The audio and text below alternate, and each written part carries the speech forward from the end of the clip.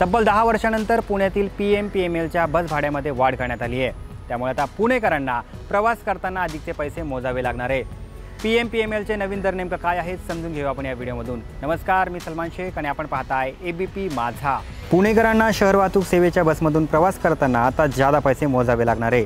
पुणे महानगर परिवहन महामंडळाच्या बस सेवेच्या दरात आता येत्या 1 जूनपासून वाढ करण्यात आली आहे। पुणे व पिंपरी चिंचवडमध्ये सुधारित स्टेज रचनेनुसार नव्या दराची अंमलबजावणी होणार आहे। 10 वर्षानंतर PM-PMLच्या भाड्यात वाढ करण्यात आली आहे। PM-PMLचे किमान 5 रुपयाचे तिकीट आता 10 रुपये करण्यात आले आहे। 5.1 ते 10 किलोमीटरपर्यंत 20 रुपये, 10.1 ते 15 किलोमीटरपर्यंत 30 रुपये आणि 15.1 ते 20 किलोमीटरपर्यंत 40 रुपये दर आकारण्यात येणार आहे। तर दैनिक आणि मासिक पास दरात ही वाढ करण्यात आली आहे। पुणे आणि पिंपरी चिंचवडमध्ये दैनंदिन पाससाठी आधी 40 रुपये लागत होते, ते आता 70 रुपये करण्यात आले आहे। PMRDA हद्दीत पाससाठी आता 120 रुपयाऐवजी 150 रुपये लागणार आहे। तसेच मासिक पास आता 900 रुपयाऐवजी 1500 रुपयात झाला आहे। विद्यार्थी, ज्येष्ठ नागरिक, दिव्यांग प्रवाशांना देण्यात येणाऱ्या सवलतीमध्ये मात्र कोणता बदल करण्यात आलेला नाही।